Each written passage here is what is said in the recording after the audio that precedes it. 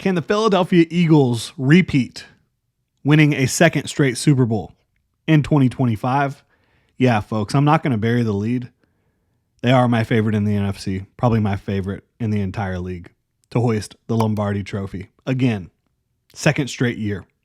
Yeah, Philly, they had a heck of an offseason, in my opinion. I know they lost a lot on the defensive front. We're going to talk about it all here. It's all draft all the time here at Rogue Football. We are looking at the Philadelphia Eagles and the rest of the league throughout this summer through the lens of the draft, how the draft will help them win football games this year, how the draft will inform what we can expect from the Eagles and, again, the rest of the league this year. We did the Saints yesterday. They're one of the teams at the bottom when it comes to Super Bowl odds. The Eagles are the team at the top when it comes to the Super Bowl. So we're kind of we're going back and forth, bottom to top, make it a little interesting, not just talking about bad teams for a long time and then talking about, we're keeping it interesting here. So Eagles, right?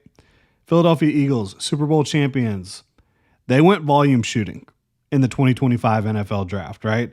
They had, especially on day 3 5th-round picks, 4 6th-round picks.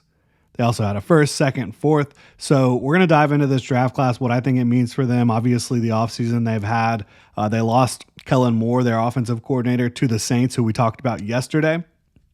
Good for him. I think he earned it. But I also think that their plan to replace Kellen Moore, to replace an offensive coordinator for what? Was it the 4th straight year? Yeah, I think it is. Very strong. Promote from within. Patullo has been in Philly for a long time, passing game coordinator. He has added more and more to his play every year. He's now going to be their offensive coordinator. So I think that they're fine in that regard. Obviously, they're able to keep Vic Fangio defensively. But looking at this draft, at 31 overall, I always talk about this. The Eagles, Howie Roseman, they find value. They capitalize on inefficiencies from the rest of the league. They take advantage of other teams, in my opinion, making mistakes. Should Jihad Campbell have been available with the 31st pick in the draft? Absolutely not. He should not have been on the board. This is a guy who, unbelievable athlete, really developed in coverage, has the ability to rush off the edge as well. Great length, great size. I mean, this is the type of move that just screams Philadelphia Eagles. So you look at where he fits in, playing next to Zach Bond. Obviously, Nakobe Dean sustained an injury. He was playing very well last year too, so hopefully they can eventually get him back and have a really good group of linebackers. But Zach Bond was arguably the best linebacker in football last year in his first year with the Eagles. They get him a new deal. By the way, I love being able to pay great linebackers because you don't have to pay them. Like, he's getting, I think, $17 million a year. If he had played corner, you'd probably be looking at having to pay him like $30 million a year. If he had played receiver, you're probably looking at 35 to 40. Like, it's nice to be able to pay some of these positions that are not top of the market. So you have Jihad Campbell coming in, who I think can be a playmaker from the jump, can be an X factor week to week in his ability to drop into coverage and close passing lanes and be disruptive, but then also scream off the edge as a blitzer, as a rusher, outside linebacker type, and then run from sideline to sideline like no one else. So that's awesome. And he doesn't have to be the guy because you have Zach Bond. He can just kind of fit in. And then, as much as I love Jihad Campbell at 31, I think Andrew Makuba, safety out of Texas, at 64, is just as good of a value. Makuba, for me, was much higher on my board. A guy that can run, can hit. He's a really smart coverage player.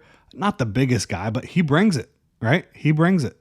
4.45 40-yard dash for a safety, that's nothing to sneeze at. He was really, really good at Texas this past year. I think he's going to fit in with that defensive backfield. You've got talent at safety already, but he's going to come in and improve that talent.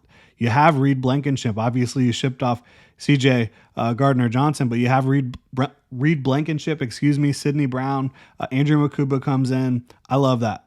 You have Quinyon Mitchell, Cooper DeJean from last year, Keely Ringo still there. You bring in Adoree Jackson as a veteran presence, Mac McWilliams later in the draft. So the defensive backfield looking very strong for the Philadelphia Eagles, right?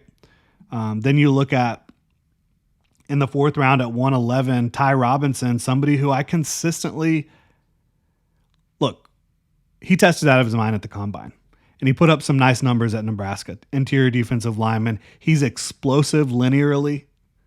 He is high effort, high motor all the time. Can be disruptive. And to me, even though I didn't see like some people were like, well, he was productive. He blew up the combine. He's high effort. He should be a first round. I didn't see that, right? But I did see a day 2 player and they got him on day 3. So Ty Robinson, I think, was a really good pick for them. I mentioned Mac McWilliams coming in out of UCF in the 5th round, Small Mondin out of Georgia. They can't go a draft without drafting somebody from Georgia. It's Philly we're talking about here, right? So you go get that linebacker, backup linebacker. I really liked a lot of what they did on the lines of scrimmage later in the draft. Drew Kendall, to me, coming out of Boston College in the 5th round, I think he has starting potential in this league on the interior. I think he could be a swing player for you on the interior. And then going and getting Cameron Williams in the 6th round, the offensive tackle out of Texas. 3 or 4 months ago, people were talking about Cameron Williams potentially being the first tackle off the board, being a 1st-round pick, 2nd-round pick at worst. He had a little bit of a rough playoffs, and now all of a sudden he falls all the way to 207. You let the Philadelphia Eagles again take advantage of an NFL inefficiency by letting Cameron Williams, a young, physically gifted, powerful, athletic offensive tackle, fall to them in the 6th round. That's absurd. In between those 2 picks, you also got Kyle McCord, who I like as a backup to come in here and potentially be that type of guy, long-term backup for you who can come in, and he's a little bit of a wild horse right now, right? Like, you got to rein it in, but he's got some arm talent. He's got some athleticism. You like Kyle McCord. And then Miles Hinton, the offensive tackle out of Michigan. And then the final pick they had was in the 6th round, getting Antoine Powell-Ryland out of Virginia Tech, who I thought should have been probably a 4th or 5th round type of guy. He's undersized edge rusher, but super juiced up edge rusher who has the ability to win on the outside arc, to cross your face, to get that inside spin counter going. So he's just another one where you look at their edge group. Yeah, they lost Josh Sweat. They lost Milton Williams on the inside, but how do they replace them? Obviously, you have Jalen Carter on the interior. You have Jordan Davis, Mora Ojomo. You bring in Ty Robinson as well. So, yeah, I think they've got the interior juice. And then on the edge, they're volume shooting. They've got Nolan Smith, who took step forward last year. I'm a big fan of Nolan Smith's game. Bryce Huff. They bring in Josh Uche, who has been a designated pass rush type for a long time in this league. They also have Jalix Hunt from last year. They have Azeez Ojolari they brought in, who is another guy who knows how to get after the quarterback. Antoine Powell-Ryland. Like, they've got more than enough in my mind to be able to overcome the losses on the defensive front. And Jalen Carter is he's pretty much just already one of the top 3 to 5 interior defensive linemen in the league. And he could be very quickly the best guy in the league. And, Chris Jones still holds that mantle, but Jalen Carter is an absolute freak. So you're looking at all this. You have continuity on both sides of the ball, even though you lose your offensive coordinator, you still got continuity there. Talk about Nick Sirianni. He's not my favorite dude. As a head coach, I think that I would be looking for a little bit more buttoned up professionalism, but he embodies Philly. I think, and there's been times where the fans want to kill him. There's been times where he maybe wants to kill the fans, but that's Philly. That is Philly. And the job he has done getting this group together year after year, competing at a high level, been to the Super Bowl twice already now. And look, yeah, he has unbelievable talent. Howie Roseman, best GM in the league, in my opinion, by a pretty wide margin. As long as you've got A.J. Brown on this football team, and we haven't even talked about A.J. Brown and Devontae Smith, like this team has been virtually unbeatable when A.J. Brown has been on the field. He's that good. I have A.J. Brown currently as wide receiver 2 in the NFL, but for Jalen Hurts' skill set, I think he's the best wide receiver they could have. Because Jalen Hurts is really good at throwing the deep ball down the field, on the sideline. A.J. Brown is really good at going and getting that deep ball, right? Devontae Smith, a great compliment.